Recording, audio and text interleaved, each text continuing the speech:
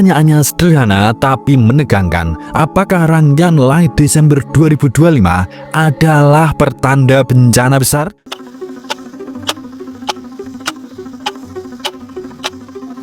Assalamualaikum warahmatullahi wabarakatuh. Salam waras-waras wae. Langit Desember 2025 tidak normal. Bulan membesar selama hampir seminggu. Hujan cahaya jatuh setiap malam. Komet asing melintas mendekati bumi.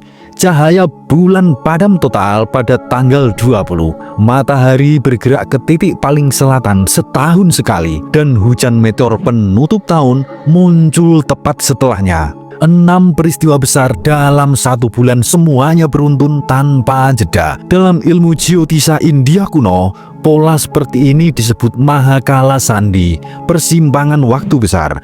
Dalam spiritual Jawa, ini dikenal sebagai obahing langit. Saat langit memberi peringatan bahwa dunia sedang memasuki fase perubahan penting.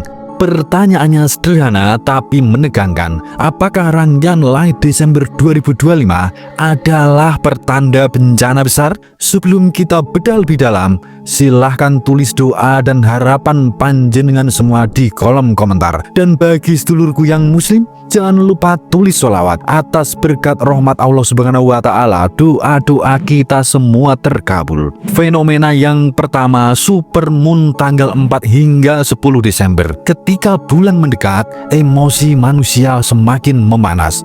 Di awal Desember, fenomena terbesar datang duluan, supermoon.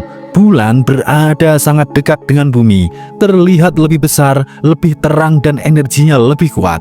Dalam geotisa, bulan adalah candra, pengatur air dan emosi manusia. Ketika terlalu dekat, itu disebut candra dosa. Ketidakseimbangan getaran batin. Dalam spiritual Jawa, itu disebut banyu ning jero kemuling, air dalam diri manusia yang mudah bergemuruh. Dan efeknya, suasana hati lebih sensitif. Orang mudah marah, konflik kecil cepat membesar, tidur lebih gelisah, cuaca ekstrim lebih mungkin terjadi. Ini bukan bencana fisik, tapi pemicu bencana sosial karena manusia kehilangan kendali emosi. Dan supermoon berlangsung 6 hari berturut-turut. Energi ini menjadi fondasi seluruh rangkaian fenomena langit berikutnya. Yang kedua, fenomena hujan meteor 4 hingga 17 Desember 2025.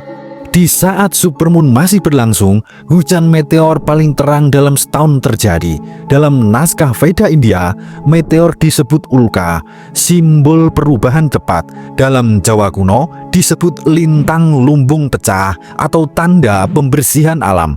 Hujan meteor ini mempunyai karakter unik. Jumlahnya ratusan per jam, warnanya terang, terjadi merata hampir 2 minggu.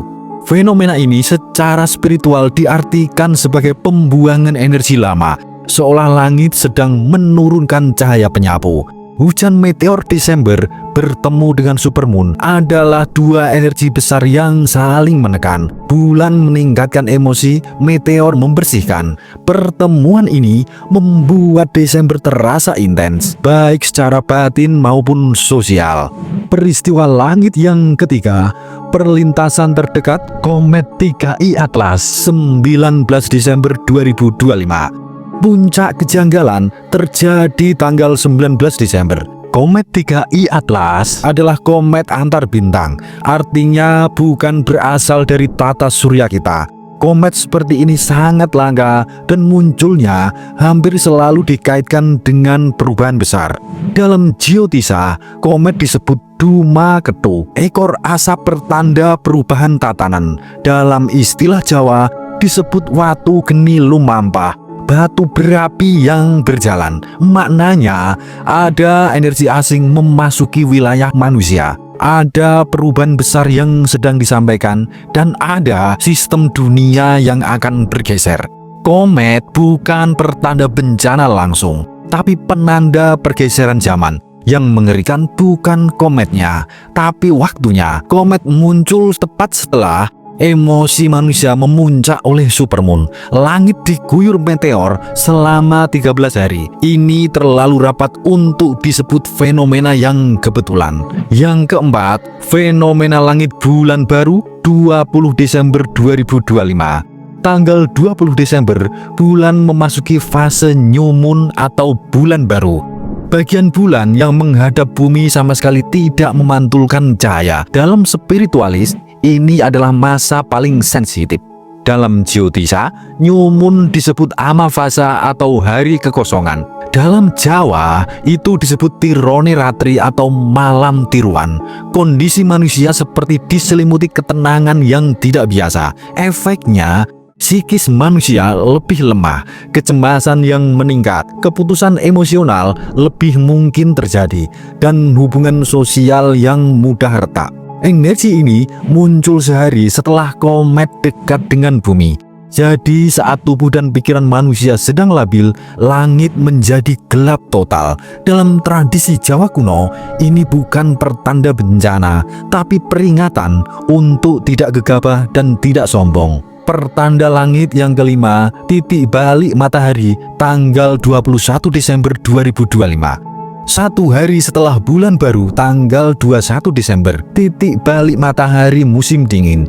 Ini momen ketika matahari berada pada titik paling selatan dalam setahun.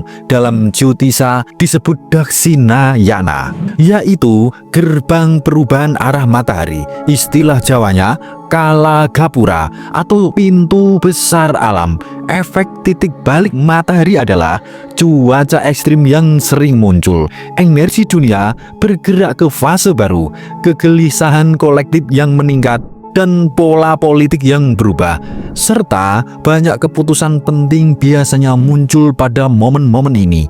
Ini adalah momen yang oleh leluhur dianggap sakral karena merupakan perpindahan besar energi cahaya. Fenomena langit yang keenam, hujan meteor akhir tahun, tanggal 17 hingga 25 Desember. Hujan meteor berlangsung dari 17 hingga 25 Desember dengan puncaknya pada 22 Desember. Dalam Jyotisa, hujan meteor akhir tahun termasuk meteor penyuci gelap.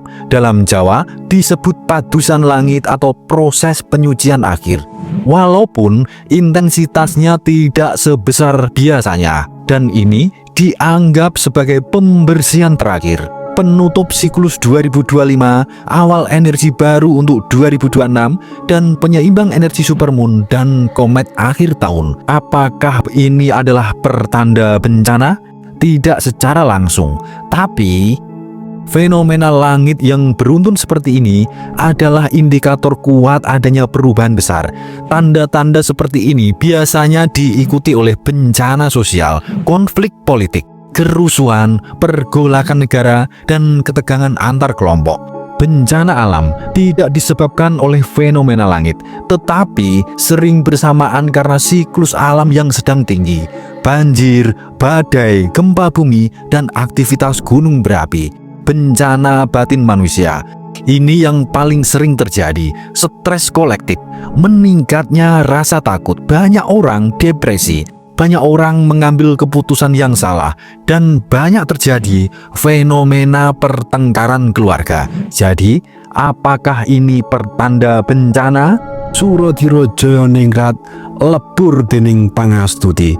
Wassalamualaikum warahmatullahi wabarakatuh.